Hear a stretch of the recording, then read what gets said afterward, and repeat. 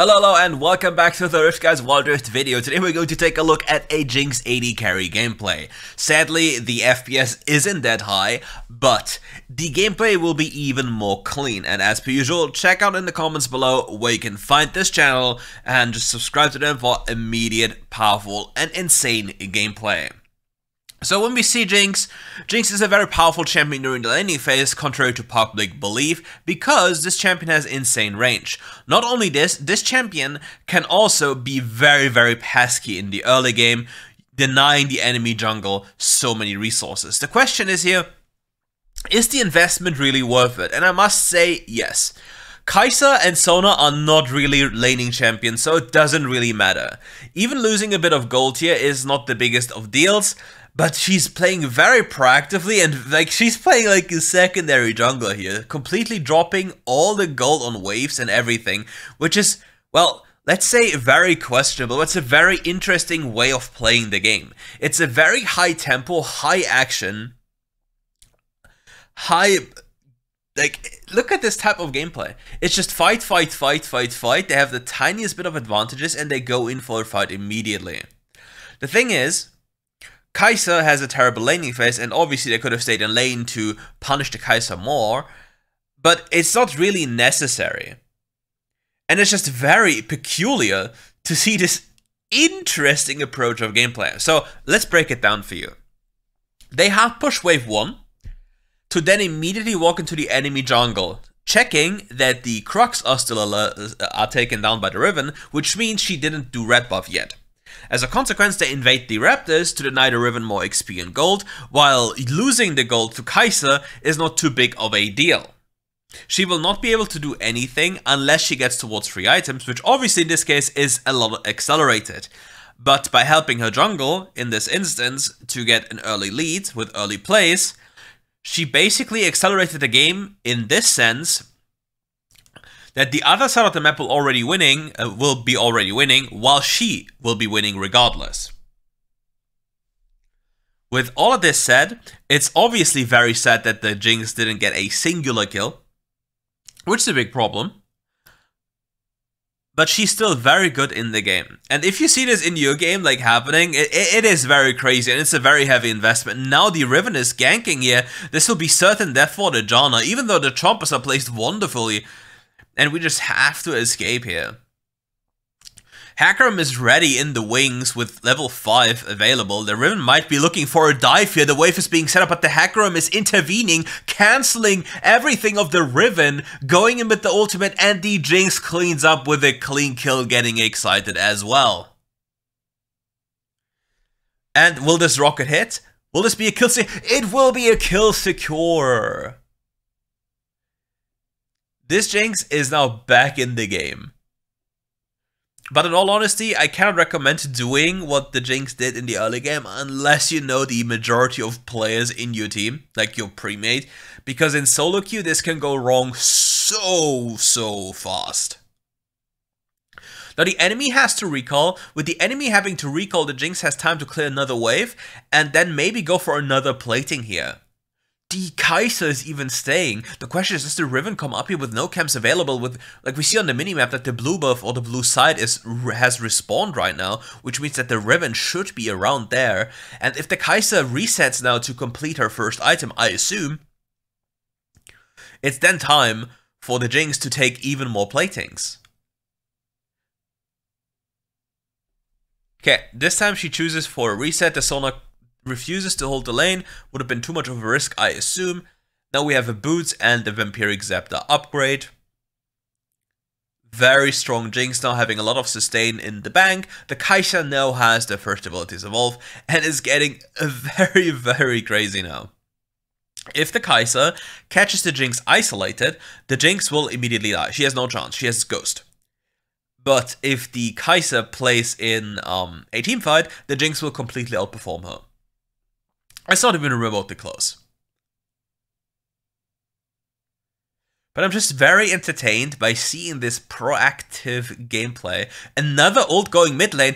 Another... Ooh, the flash in the last second. The Jinx is hitting the second ability onto the Kai'Sa, poking with a rocket launcher from super high range, placed in the wall to make sure to deal even more damage while the enemy can't pick up the plant. And it's just bullying. This is high school for Kai'Sa right now, and she's not having fun. Having a lunch money stolen over and over, but she had enough. She just went in to execute the Janna. But will this be enough? Will the Kai'Sa kills the Jinx with the power of exhaust, and even though the Jinx flashes over the wall, the Q follows through and she just dies on the spot. Hecarim ults in and gets the dragon. It's an absolute massacre once again. We have the Infernal Rift opening up. The Riven is now stuck in a pit but has the abilities to escape. Doesn't even have to flash. There's a massive wave on the bot lane. The Jinx is bloodthirsty. Oh, does she get the kill with that one? No way! If there was a Janna shield on the Jinx, it would have been a free kill. It's so sad, actually.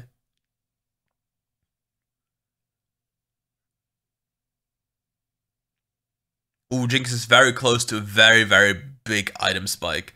And the Kai'Sa has to be a little bit careful. She can walk up and instantly Q the wave to get it killed. We get another plate here secured. Oh, we didn't get it. Oh no, but we will get it regardless. The Kai'Sa still has to be very careful. Like, Kai'Sa inside of a wave doesn't have any power to fight you.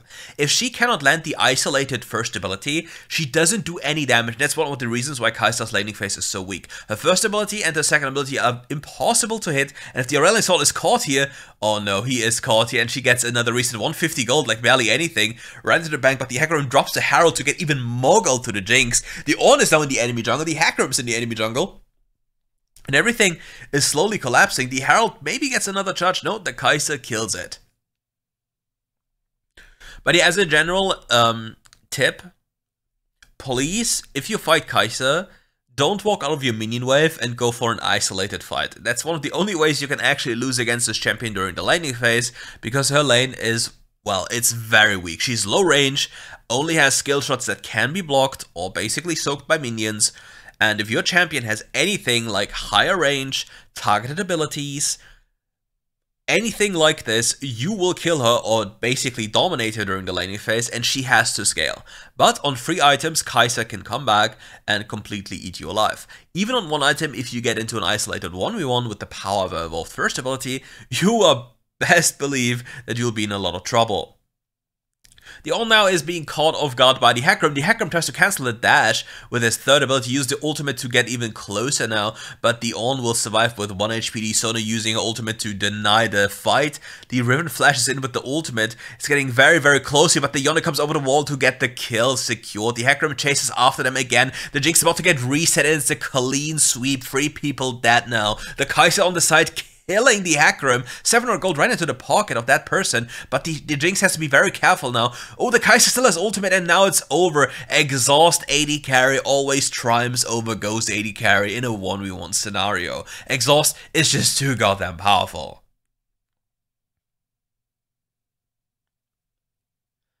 Man. Oh, that one hit. Does the Kai'Sa have ultimate available to relocate? Oh, and the Sona kills the Yone. It's a disaster. Disaster.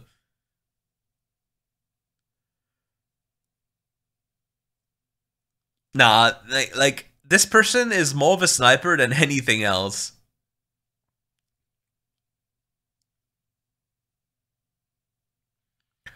Like, Jinx is such a fun champion to play. It really blows that this champion isn't, like, so strong and requires a lot of things to not be the case.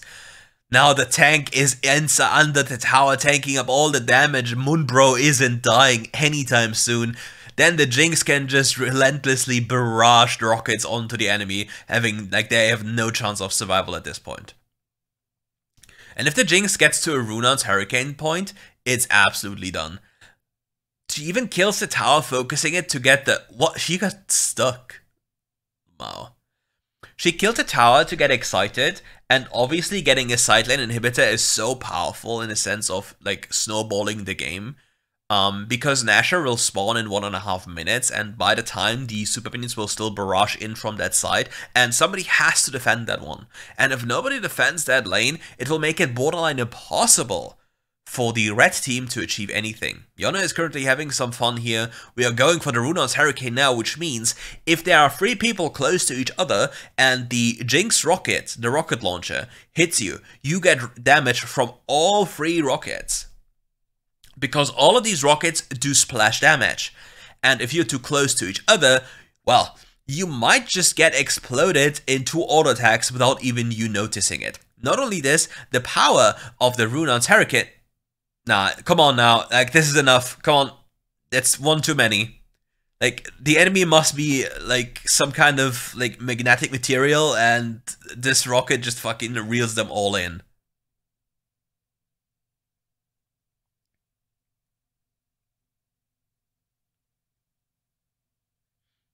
They're getting excited, like, look at the damage Kai'Sa now is able to dish out in these scenarios, where it's, like, more like assassin-based gameplay. But when it comes to any type of teamfight, it's, yeah. Like, with the Riven having her ultimate, let's just break this down for a second so, like, everybody understands. Okay, let's just go. Okay. To let you allow intent. You see that she has ultimate on, right? Her ultimate is on, which means she wants to make a play. If the, Jinx had her third ability available, she would place it right here. And it's just very clear that this Riven wants to go in. And with this in mind, you can just mentally prepare yourself and then just turn around and kill the Riven. Very close though. Orion Soul walks around the corner, has no chance, and gets killed again. Was a very nice video, very short though, so obviously I'll cover more for today. And if you liked the video, leave a like, subscribe to the channel, and check them out in the description below, and most importantly, have fun playing WildRift, and see you soon for more RiftGuide content.